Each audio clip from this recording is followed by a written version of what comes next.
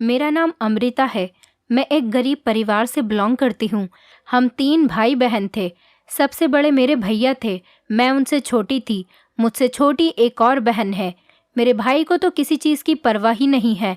बड़ा होने के बावजूद भी उसने कभी घर की जिम्मेदारियों को नहीं समझा। हमारी ज़िंदगी बड़ी मुश्किल हालात से गुजर रही थी।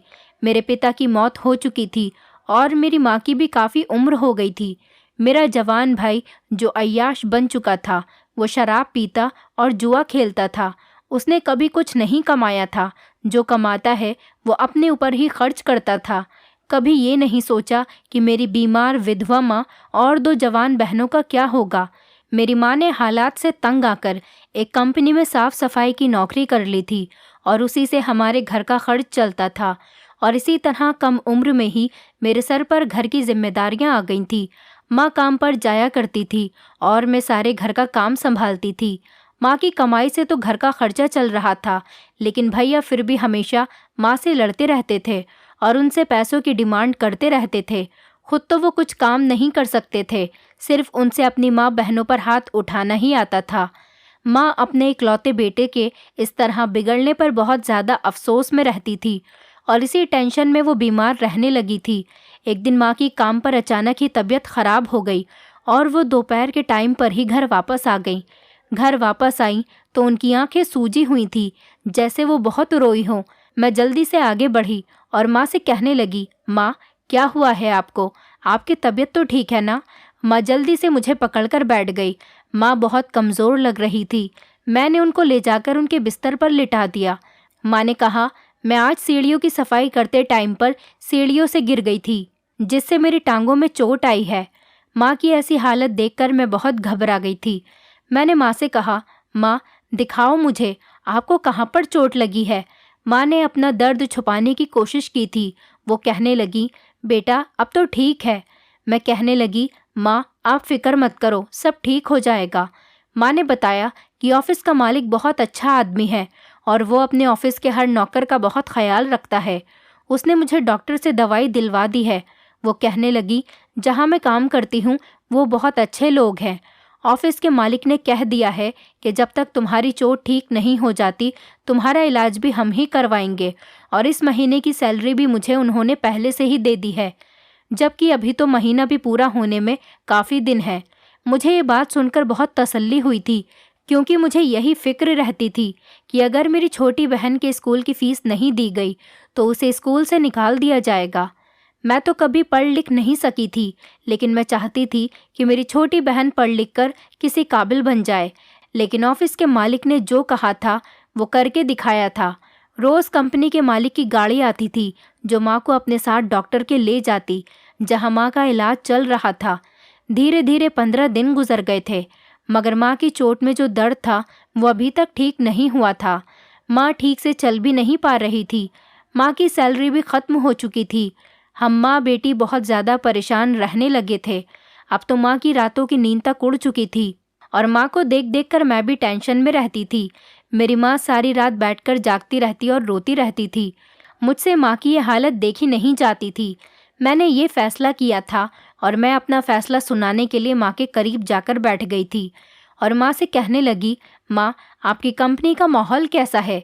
माँ जहाँ काम करती थी वहाँ की हमेशा तारीफ़ ही किया करती थी। माँ कहने लगी, मैं जिस ऑफिस में काम करती हूँ वहाँ का माहौल बहुत अच्छा है, बिल्कुल घर के जैसा है। वहाँ पर मेरे जैसे बहुत सारे नौकर नौकरानियाँ साफ सफाई का काम करते हैं और बहुत सारे कर्मचारी भी अपना काम करते हैं, लेकिन आज तक किसी को शिकायत का मौका नहीं मिला है। कंपनी के मालिक बहुत अच्छे इंसान हैं। उन्होंने कभी किसी बात का एहसास नहीं होने दिया कि हम नौकर हैं, बल्कि हमें वो अपनी फैमिली का हिस्सा ही समझते हैं। मैं कहने लगी, माँ मैं आपकी जगह ऑफिस में साफ सफाई का काम करना चाहती हूँ। मेरी बात सुनकर माँ की आंखों में आंसू आ गए थे। वो कहने लगी, नहीं नहीं बेटी, मैं तुम पर ये जुल्म नहीं करूँगी। मैं तो पहले ही तुमसे आंख मिलाने के काबिल नहीं हूँ। ये काम तुम्हारे भाई को करना चाहिए, लेकिन वो तो कुछ करता ही नहीं है। तुम पर पहले ही मैंने घर की काफ़ी सारी जिम्मेदारियाँ डाल दी हैं, जो कि तुम्हारी उम्र के बच्चों पर नहीं होती। मैं तुम्हें स्कूल का पढ़ा भी नहीं सकी। अब मैं तुमसे नौकरी नहीं करवाना चाहती। मैं कहने लगी, कोई बात नहीं माँ, मैं सारी उम्र तो ये नौकरी करने को नहीं कह रही हूँ। जब तक आपकी तबीयत ठीक नहीं हो जाती तब तक आपको आराम की ज़रूरत है। मैं 1-2 महीना आपकी जगह पर काम पर चली जाऊंगी और जब आपकी तबीयत ठीक हो जाए तो आप चली जाना। माँ तो मुझे भेजने के लिए तैयार ही नहीं थी क्योंकि उन्हें मेरा बहुत ख्याल था।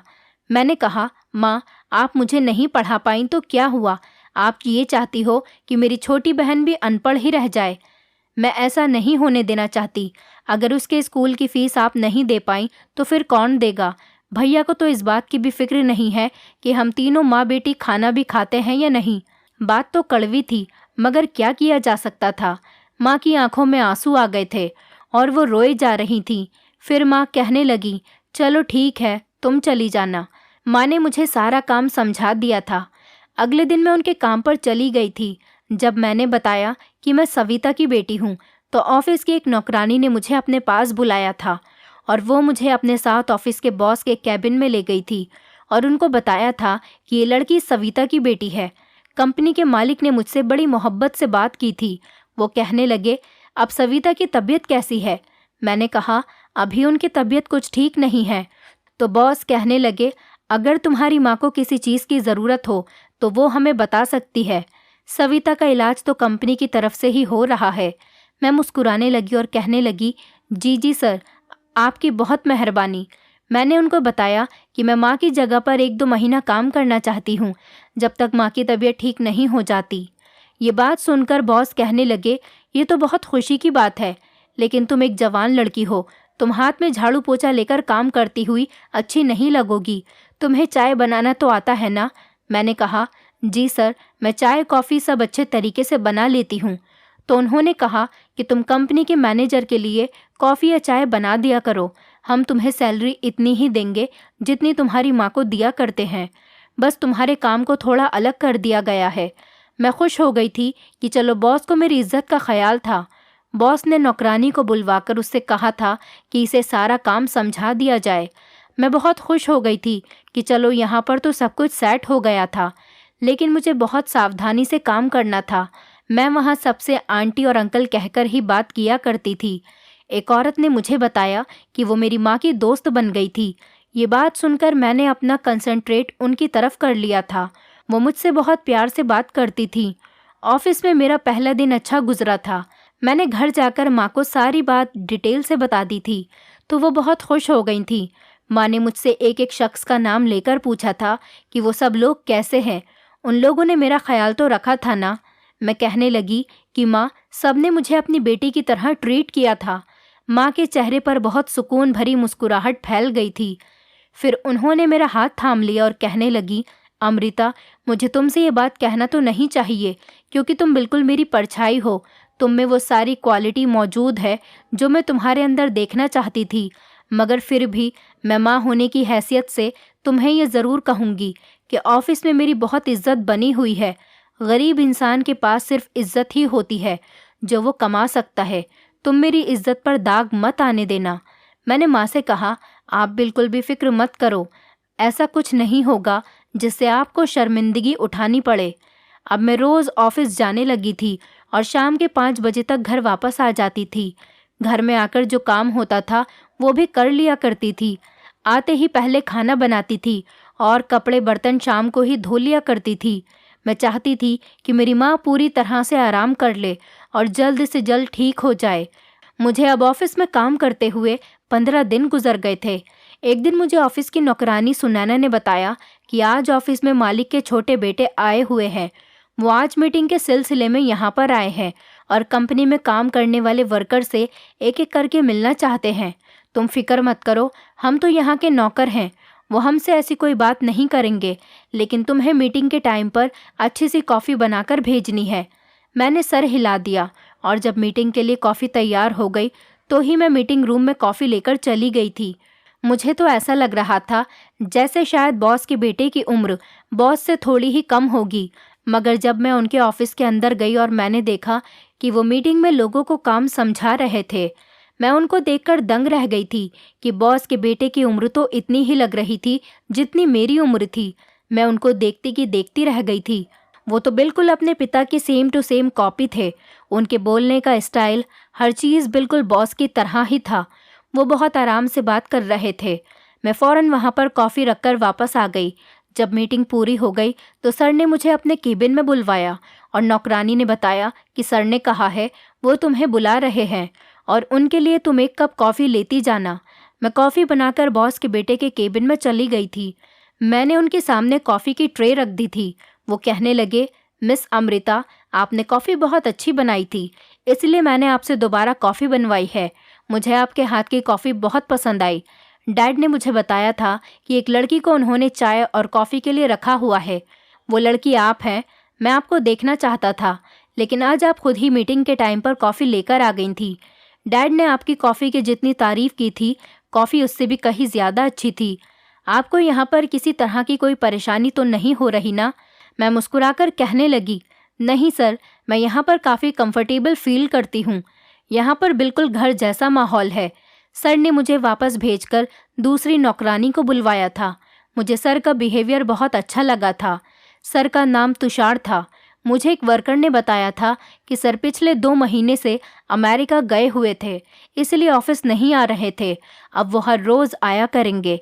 मेरा अब सर से रोज़ाना सामना होने लगा था, लेकिन धीरे धीरे वो मुझे बहुत पसंद आने लगे थे। मेरे दिल में उनको देखते ही एक अजीब सी चाहत जागने लगती थी। मैं अपनी इस हरकत पर बहुत हैरान थी। मुझे अपनी हैसियत अच्छी तरह से मालूम थी, इसलिए तो मैं सर के बारे में ऐसा कुछ सोचना भी गलत समझती थी। मगर ये जो मेरा दिल था, बार बार सर को देखने की जिद किया करता था। एक दिन मैं अपने काम में बहुत बिजी हो गई थी। काफ़ी टाइम हो गया था और मुझे पता ही नहीं चला। जब मैं बाहर निकली तो देखा कि ऑफिस के सारे लोग जा चुके थे। बस 2-3 लोग ही बचे हुए थे। मैं बहुत घबरा गई थी। मैंने टाइम देखा तो ऑफिस की छुट्टी हुई 1.5 घंटा गुजर गया था। अब तो मुझे कोई बस भी नहीं मिली थी। मैं बहुत परेशान हो रही थी कि अब मैं क्या करूँगी। मेरी आंखों से आंसू निकलने लगे थे। अचानक ही सर के ऑफिस का दरवाज़ा खुला। वो मुझे ऑफिस में ऐसे परेशान खड़ा हुआ देखकर कहने लगे, क्या हुआ मिस अमृता, आप यहाँ पर क्या कर रही हो? आप अभी तक अपने घर नहीं गईं? उनकी मेहरबान आवाज़ सुनकर मेरी आंखों से आंसू निकलने लगे और मैं रोने लगी थी। मैंने कहा, सर, मुझे पता ही नहीं चला कि किस टाइम पर सारे लोगों की छुट्टी हो गई। अब मैंने टाइम देखा है तो परेशान हो रही हूँ कि मैं घर कैसे जाऊँगी। सर मुस्कुराने लगे और कहने लगे, तुम्हें टेंशन लेने की कोई ज़रूरत नहीं। मैं अपनी गाड़ी में तुम्हें तुम्हारे घर तक ड्रॉप कर देता हूँ। मैंने उनको मना भी किया था कि आप रहने दीजिए, आप बेवजह मेरी वजह से परेशान होंगे। मैं खुद देख लेती हूँ, अगर कोई बस आती है तो चली जाऊँगी। सर कहने लगे, नहीं, ऐसी कोई बात नहीं है, आप मेरे साथ चलो। कब तक आप बस का इंतज़ार करते करते वहाँ पर खड़ी रहोगी? मैं मजबूर हो गई थी। मुझे सर के साथ जाना पड़ा था। मैंने उन्हें अपने घर का एड्रेस बताया तो वो मुस्कुराने लगे और कहने लगे, मिस अमृता, ऑफिस टाइमिंग ख़त्म हो चुकी है। अब तो आप मुझे सर सर कहना बंद करो। मेरा नाम तुषार है। मुझे आप मेरे नाम से बुला सकती हो। मैंने मना कर दिया और कहने लगी, नहीं, आप मेरे सर हैं तो मैं आपको सर ही कहूँगी। वो कहने लगे, चलो आपकी मर्ज़ी। फिर रास्ते में वो बार बार मुझे कुछ न कुछ खाने की ज़िद करते रहे। बताओ, कुछ खाना है? ये खा लो, वो खा लो।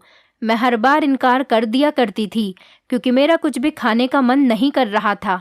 सर ने मुझे मेरे घर के सामने ड्रॉप कर दिया और वो चले गए थे। मैं सीधा अपने घर में दाखिल हुई तो ये देखकर दंग रह गई कि आज घर पर मेरे भैया मौजूद थे। जैसे ही उनकी नज़र मुझ पर पड़ी तो उन्होंने मेरे बाल पकड़ लिए और कहने लगे, किसके साथ आई है तू? ये लड़का कौन था जो तुझे यहाँ पर छोड़कर गया है?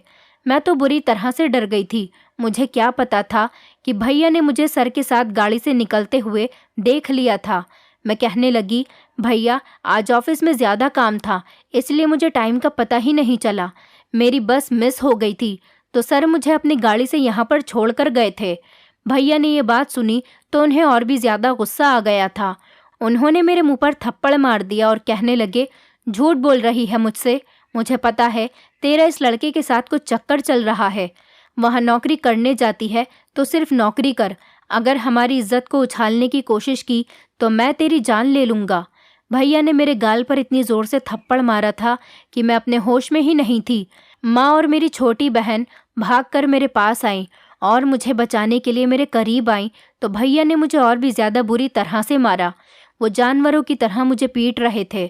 मैं चीखने लगी और भैया से कहने लगी, भैया आपको बस अपनी इज्जत का खतरा है। मुझे बताओ, दुनिया में आपकी क्या इज्जत है? आपकी हैसियत तो एक शराबी और जुआरी की है। आपको आज इज्जत का ख्याल कहाँ से आ गया?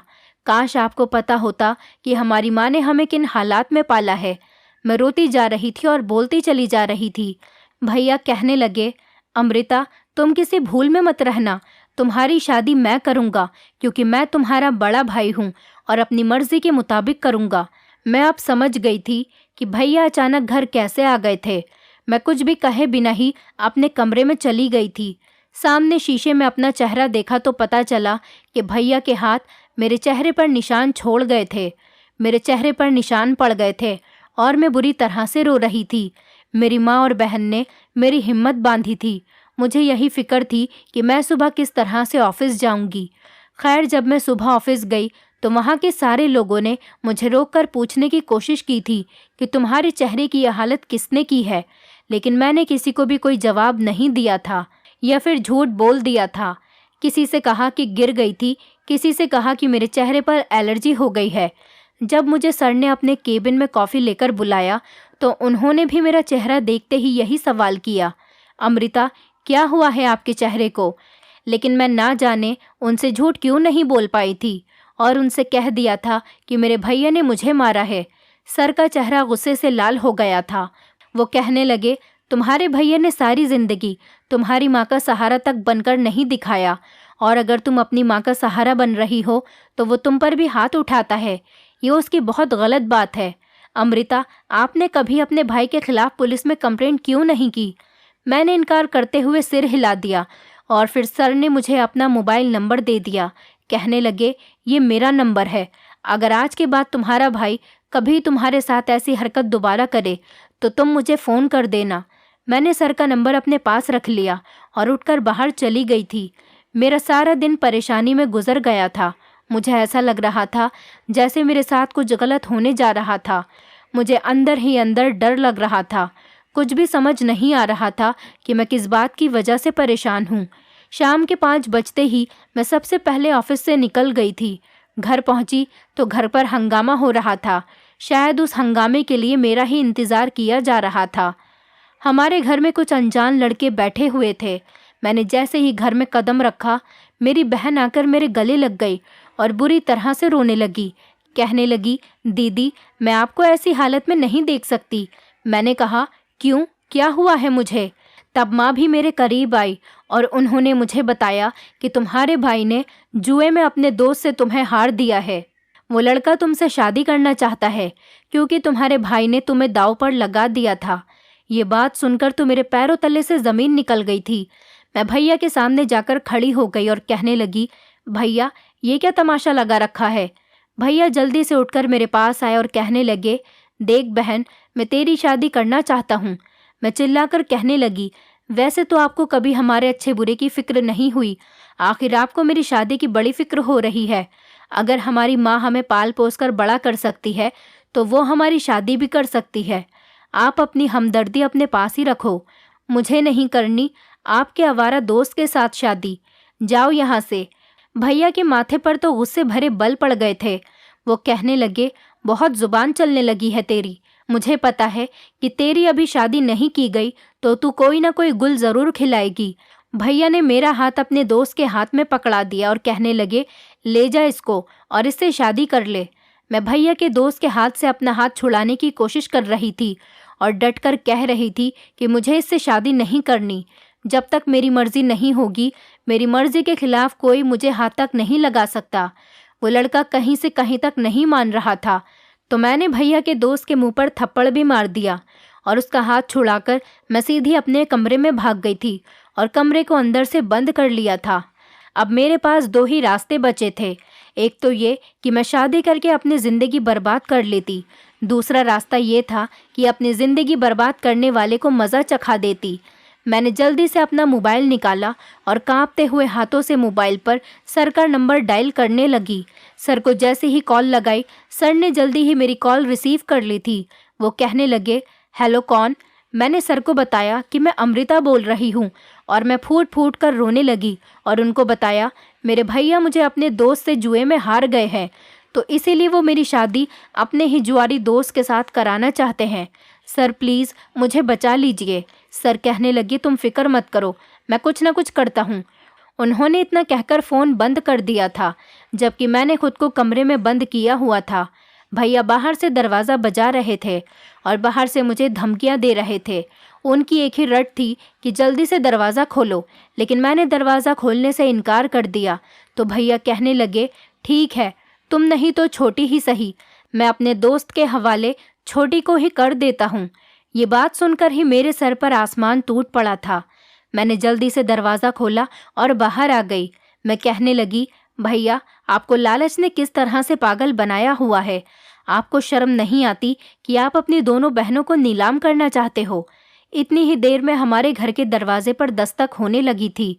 भैया के लाख मना करने के बावजूद भी मेरी छोटी बहन ने दरवाज़ा खोल दिया था। आगे सर थे और उनके पीछे पुलिस थी। पुलिस ने भैया के सारे दोस्तों को अरेस्ट कर लिया था क्योंकि वो एक नंबर के बिगड़े हुए लड़के थे। मेरी माँ जल्दी से सर के पास आ गई और उनके पैरों में बैठ गई। कहने लगी आपका बहुत शुक्रिया, आपने मेरी बेटियों की ज़िंदगी बचा ली। सर मुस्कुराकर कहने लगे सविता आंटी, आपको तो ये काम बहुत पहले ही कर लेना चाहिए था। आपका बेटा कभी सुधरने वाला नहीं था। सर थोड़ी देर तक हमारे घर पर बैठे रहे थे। मैं उनके लिए चाय बनाकर लेकर आ गई थी और चाय पीने के बाद वो हमारे घर से चले गए थे। सर को अपने घर पर देखकर मुझे बहुत अजीब लग रहा था। मेरा दिल धड़क रहा था।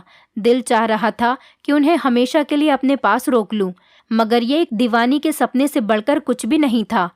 अगले दिन जब मैं ऑफिस गई तो सर ने मुझे अपने केबिन में बुला लिया था। वो मुझसे पूछ रहे थे कि अब तो आपके घर वालों को कोई परेशानी नहीं है। मैंने कहा नहीं सर, अब कोई परेशानी नहीं है। तो सर कहने लगे ठीक है मिस अमृता, आज आप ऑफिस में ही रुक जाइएगा। आज मेरी एक इम्पॉर्टेंट मीटिंग है, उसमें आपको सबके लिए कॉफ़ी बनानी है। मैंने कहा ठीक है सर, मैं रुक जाऊंगी, और ये कहकर मैं बाहर आ गई थी। शाम के टाइम पर सारे लोग अपने अपने घर को वापस जाने लगे थे। मैं ऑफिस में ही बैठी रह गई थी, यहाँ तक कि सारी बिल्डिंग खाली हो गई थी। अब मेरा दिल घबराने लगा था। दिल में अजीब अजीब से ख्याल आने लगे थे कि कहीं मेरे साथ कुछ गलत तो नहीं होने वाला था। लेकिन मैं सर पर भी तो शक नहीं कर सकती थी, वो तो एक बहुत अच्छे इंसान थे। इसी तरह से जब 1 घंटा गुजर गया तो सर ने मुझे अपने केबिन में बुलाया और कहने लगे अच्छा हुआ मिस अमृता, आप घर नहीं गईं, मुझे आपसे एक बहुत ज़रूरी काम था, ज़रा आप मेरे साथ मेरे केबिन में चलें। मैं बहुत घबरा रही थी। जल्दी से कहने लगी सर, पूरे ऑफिस में कोई भी नहीं है, मुझे अब अपने घर चले जाना चाहिए। सर कहने लगे ठीक है, आप चली जाना, मगर एक बार मेरी बात तो सुन लो। मैं बहुत टेंशन में आ गई थी। मैं सर के केबिन में आ गई, लेकिन यहाँ पर तो नहीं लग रहा था कि कोई मीटिंग रखी गई है। जैसे ही सर ने दरवाज़ा खोला, मैं दंग रह गई थी कि सर का केबिन फूलों से डेकोरेट किया हुआ था। ये सब देखकर मेरी आंखों में आंसू आने लगे थे। तब सर ने अपने हाथ में एक गुलाब का फूल लिया हुआ था और घुटने टेक कर मुझे गुलाब का फूल देते हुए कहने लगे अमृता, क्या आप मुझसे शादी करोगी? ये सब देखकर तो मेरी खुशी के ठिकाने ही नहीं थे। सर मुझे प्रपोज कर रहे थे। मैंने कभी ऐसा सोचा भी नहीं था, लेकिन फिर मैंने सर से कहा सर, आप कहाँ और मैं कहाँ, ऐसा कैसे पॉसिबल हो सकता है? मेरी बात सुनकर सर के चेहरे के एक्सप्रेशन बदल गए थे। वो कहने लगे सब कुछ पॉसिबल हो सकता है, और आज के बाद आप मेरे सामने ये बात बिल्कुल मत करना। तुम नहीं जानती तुम मेरे लिए कितनी स्पेशल हो। जब से मैंने तुम्हें देखा है, पहली नज़र में देखते ही मुझे तुमसे प्यार हो गया था। ये सारी बातें सुनकर तो मैं हैरान रह गई थी और सोच रही थी तो क्या हम दोनों के दिल एक साथ मिल गए थे? सर मेरे जवाब का इंतज़ार कर रहे थे। मैंने ज़्यादा तो कुछ नहीं कहा, बस इतना ही कहा सर, क्या आप मेरे घर रिश्ता भेज सकते हो? सर कहने लगे मैं ऐसा ही करने वाला हूँ, मगर पहले मुझे तुम्हारा जवाब चाहिए। मैं कहने लगी मैं भी आपसे बहुत प्यार करती हूँ। मेरी ये बात सुनकर सर बहुत खुश हो गए थे। फिर वो मुझे मेरे घर तक छोड़ने भी आ गए थे। मैं बहुत ज़्यादा खुश थी। आज का दिन मेरे लिए बहुत ही स्पेशल था। मैंने घर आते ही सारी बात माँ को बता दी थी। माँ को भी इस बात पर यकीन नहीं आ रहा था और उनकी आंखों में आंसू आ गए थे। माँ कहने लगी, तुम बहुत लकी हो बेटी। अब हमें बेचैनी से उस दिन का इंतज़ार है जिस दिन तुषार अपने पिता को तुम्हारा रिश्ता लेने के लिए यहाँ पर भेजेगा। लेकिन मुझे क्या पता था कि मेरे साथ अब कुछ गलत होने वाला है जिससे मैं बर्बाद हो जाऊंगी। अगले दिन मैं जैसे ही ऑफिस में काम करने के लिए गई थी तो मुझे एक नौकरानी ने बताया कि आज तो यहाँ पर बॉस के पार्टनर की बेटी भी आई हुई है। बहुत घमंडी और बदतमीज़ है, बात बात पर सब लोगों की इंसल्ट करती रहती है। तुम इससे बचकर रहना। मैंने सोचा मेरा उस लड़की से क्या लेना देना है। फिर लंच ब्रेक हो गया, लेकिन वहीं सारे ऑफिस के काम को सील भी कर दिया गया था। पता चला कि ये सब सर के पार्टनर की बेटी नताशा के कहने पर किया गया था, क्योंकि उसका एक्सपेंसिव ब्रेसलेट गुम हो गया था और अब वो सारे लोगों की तलाशी लेना चाहती थी। ये खबर सुनकर सारे नौकर और सारे वर्कर परेशान हो गए थे। सब लोग यही कह रहे थे कि हमने इतने साल यहाँ पर नौकरी की है, लेकिन आज तक हम पर किसी ने इल्ज़ाम नहीं लगाया। अब ये सब कुछ क्या हो रहा था? पहले तो नताशा ने एक एक करके सारे कर्मचारियों की तलाशी ली और उनके सामान की भी तलाशी करवाई। उसके बाद सारे नौकर और नौकरानियों की बारी आई थी, जिसमें मैं भी शामिल थी। जब मेरा नंबर आया तो नताशा का ब्रेसलेट मेरे पर्स से बरामद हुआ था। मैं तो ये देखकर दंग रह गई थी। मैं जल्दी से अपनी सफाई देने लगी थी। नताशा ने सबके सामने ही मेरे मुंह पर थप्पड़ मार दिया था और पुलिस को भी बुला लिया था। आज के दिन सर ऑफिस नहीं आए थे, मगर ये बात जब बॉस को पता चली तो उन्होंने नताशा को ये सब करने से रोक दिया था। मगर नताशा तो किसी की भी बात मानने को तैयार ही नहीं थी और उसने मुझे देखते ही देखते अरेस्ट करवा दिया था और मैं हवालात में बंद हो चुकी थी। मैं बहुत ज़्यादा डर गई थी। मेरा शरीर बुरी तरह से कांप रहा था। मैं एक पुलिस ऑफिसर के सामने हाथ जोड़ रही थी। मैं बेकसूर हूँ, मैंने कुछ नहीं किया, प्लीज़ मुझे छोड़ दो। जब ये खबर मेरी माँ को पता चली तो वो भी मुझसे मिलने के लिए पुलिस स्टेशन आ गई थी। मैं उनके सामने फूट फूट कर रो रही थी और अपनी माँ से कह रही थी कि माँ, मैंने कुछ नहीं किया है, मैं बेकसूर हूँ। मेरी माँ के सामने ही सर भी जेल में आ गए थे। वो कहने लगे, अमृता, ये क्या हो गया है? आखिर ये सब किसने किया? मैं जल्दी से कहने लगी, सर, मैंने कुछ नहीं किया। ये सब नताशा मैडम ने खुद जानबूझकर किया है, मुझे फंसाने के लिए। प्लीज़ मुझे यहाँ से निकलवा दो, नहीं तो मैं यहाँ पर मर जाऊँगी। सर कहने लगे, तुम फिक्र मत करो, मैं कुछ ना कुछ करता हूँ। सर भी बहुत ज़्यादा परेशान हो गए थे। सर मेरी ज़मानत करवाना चाहते थे, लेकिन परेशानी ये थी कि वो दिन दशहरे का दिन था, जिस वजह से मेरी ज़मानत नहीं हो सकती थी और मेरी ज़मानत का इंतज़ाम नहीं हो सका था। और फिर इसी तरह से मुझसे मिलने वालों से कह दिया गया था कि आपके मिलने का टाइम ख़त्म हो चुका है, अब आप लोग अपने घर को वापस जा सकते हो। मुझे बहुत डर लग रहा था और मैं बहुत बुरी तरह से रो रही थी, मगर रोने से क्या होता, मैं तो जेल में बंद थी। यहाँ तक कि शाम हो गई थी और देखते ही देखते जेल में अंधेरा फैल गया था। मैंने आज से पहले खुद को इतना लाचार महसूस नहीं किया था।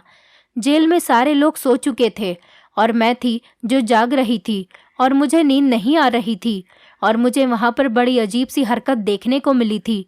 कुछ अंग्रेज़न सी गोरी गोरी लड़कियाँ, वो लगभग 6 लड़कियाँ थीं। उनकी उम्र लगभग 22 से 25 साल के बीच होगी। उन्हें सेंट्रल जेल में लाया गया था। फिर उन 6 की 6 लड़कियों को 1-1 लाख रुपए दे दिए गए थे। मैं ये सब देखकर हैरान हो गई थी और फिर उन लड़कियों को जेल के कोने में ले जाया गया था। मैं सोच में पड़ गई थी कि आखिर ये लड़कियां कौन थीं। ये लड़कियां देखने में बिल्कुल अंग्रेज़ने लग रही थीं, यहाँ की नहीं लग रही थीं। आखिर उन्हें इस तरह से चुपके चुपके जेल के अंदर दाखिल क्यों किया गया था? मुझे ऐसा लग रहा था जैसे कुछ तो गड़बड़ है, यहाँ कुछ तो गलत हो रहा है। फिर मेरी भी आंख लग गई थी और मुझे नींद आ गई थी। सुबह मेरी जिस कैदियों से मुलाकात हुई तो मैंने उन 6 लड़कियों के बारे में उनसे पूछा था, मगर किसी ने भी मुझे कोई ढंग का जवाब नहीं दिया था। ज़्यादातर का तो यही कहना था कि उन्होंने किसी अंग्रेज़न लड़कियों को नहीं देखा था और दूसरी तरफ मेरी ज़मानत का भी कोई इंतज़ाम नहीं हो पा रहा था, जबकि सर मुझसे जेल में रोज़ मिलने आ रहे थे। मैं जेल के इस मैटर में उलझकर रह गई थी कि कहीं उन गोरी लड़कियों के साथ कुछ गलत तो नहीं हो रहा था। मुझे जेल में आए हुए 5 दिन हो गए थे, जबकि मैं रोज़ रात को 2 बजते ही जेल के अंदर गोरी लड़कियों को आते हुए देखती थी। अब मैंने सोच लिया था कि मैं उनकी असलियत जानकर ही रहूंगी। इस राज तक पहुंचने की वजह से मैंने मेरे सेल के बाहर ड्यूटी दे रही जेलर लड़की से भी दोस्ती कर ली थी। एक बार रात के टाइम पर मैं उस लेडी कांस्टेबल से कहने लगी, मेरी तबीयत कुछ ठीक नहीं लग रही, मुझे बहुत घबराहट महसूस हो रही है, प्लीज़ थोड़ी देर के लिए मुझे बाहर जाने दो, मुझे ठंडी हवा खानी है, शायद मेरी तबीयत कुछ बेहतर हो जाएगी। वो लेडी कांस्टेबल घबरा गई थी और कहने लगी, मैं ऐसा नहीं कर सकती, मेरी नौकरी को खतरा हो सकता है। मैं ज़ोर ज़ोर से रोने लगी तो लेडी कांस्टेबल ने मुझे हवालात से निकाल दिया था और बाहर मुझे हवा में लेकर आ गई थी। फिर थोड़ी देर बाद वहाँ पर गोरी लड़कियाँ भी आ गई थीं। मैं बहुत हैरान हो गई थी। मैं लेडी कांस्टेबल से कहने लगी, आओ हम इन लड़कियों का पीछा करते हैं। वो भी तैयार हो गई थी। जब हमने उन लड़कियों का पीछा किया तो पता चला कि वो गोरी लड़कियां अपना चेहरा छुपाने के लिए और भी ज़्यादा मेकअप करके अपने आप को गोरा कर लेती है और अपनी पहचान छुपाने के लिए खुद को और भी ज़्यादा खूबसूरत बना लेती हैं। वो लड़कियां पुलिस ऑफिसर ही थीं। वो जासूसी के मिशन पर थीं और वो हर रात 2 बजे अपनी रिपोर्ट देने के लिए यहाँ पर आया करती थी। इसके बदले उनको 1 लाख रुपया मिलता था। लेडी कांस्टेबल ने जल्दी से मेरा हाथ पकड़ लिया और मुझे ले जाकर हवालात में बंद कर दिया। मेरा काम तो वैसे भी हो गया था, लेकिन मैंने इस बात से सबक सीख लिया था कि जो चीज़ हमें जैसी दिखाई देती है वैसी बिल्कुल नहीं होती। ये बात मैंने सर को भी बताई थी। मैंने सर से कहा, हो सकता है मुझे इस केस में फंसाने में नताशा के अलावा किसी और का भी हाथ हो सकता है। तुषार सर कुछ परेशान हो गए थे और अगले दिन मेरी ज़मानत भी हो गई थी। मैंने सर से पूछा कि ये कैसे पॉसिबल हो पाया था, तो वो कहने लगे, मैंने तुम्हारी बात पर ध्यान दिया था और तब मुझे पता चला कि नताशा को तो सिर्फ एक मोहरा बनाया हुआ था, असल खेल तो किसी और ने रचा था। और ये सब सोचते सोचते जब मुझे सर ने सच बताया तो मेरे पैरों तले से ज़मीन निकल गई थी। सर ने बताया कि इस सब में उनके डैड का हाथ था। सर ने अपने डैड के खिलाफ सबूत इकट्ठे कर लिए थे, यहाँ तक कि नताशा को ले जाकर अपने डैड के सामने खड़ा कर दिया था। कहा था कि ये सब किसने किया है। नताशा ने बता दिया था कि ये सब तुम्हारे डैड के कहने पर मैंने किया था। मेरे डैड बहुत शर्मिंदा हो गए थे क्योंकि वो नताशा को मेरी पत्नी बनाना चाहते थे। जब उन्हें पता चला कि मैं तुमसे शादी करना चाहता हूँ, इसलिए उन्होंने ऐसा किया कि तुम मेरी नज़रों में चोर बनकर मेरी नज़रों से गिर जाओगी। इसी तरह डैड भी मेरी नज़रों में बुरा नहीं बनना चाहते थे। उन्होंने ये सब सिर्फ तुम्हें रास्ते से हटाने के लिए किया था। जब मुझे हकीकत पता चल गई थी तो डैड मेरे सामने बहुत शर्मिंदा हो रहे थे। उन्होंने मुझसे माफ़ी मांग ली थी और तुम्हारी ज़मानत का इंतज़ाम कर दिया था। डैड तुमसे माफ़ी मांगना चाहते हैं। बॉस ने मुझसे भी माफ़ी मांग ली थी। मैंने उन्हें तुषार की वजह से माफ़ कर दिया था। आज बहुत सी मुश्किलों से गुजरने के बाद मैं सर की पत्नी बनकर उनके घर जा चुकी हूँ और अपने पति के साथ बहुत खुश हूँ। मेरी छोटी बहन की पढ़ाई भी कंप्लीट होने वाली है। मेरी शादी को अब 10 साल हो गए हैं। ये कहानी मेरी 10 साल पुरानी थी। दोस्तों, उम्मीद करती हूँ आपको हमारी कहानी पसंद आई होगी। कहानी पसंद आई है तो वीडियो को लाइक करें, चैनल पर नए हैं तो चैनल को सब्सक्राइब करें और हाँ, नोटिफिकेशन बेल को ज़रूर दबाएं ताकि अगली अपडेट सबसे पहले आपको मिले।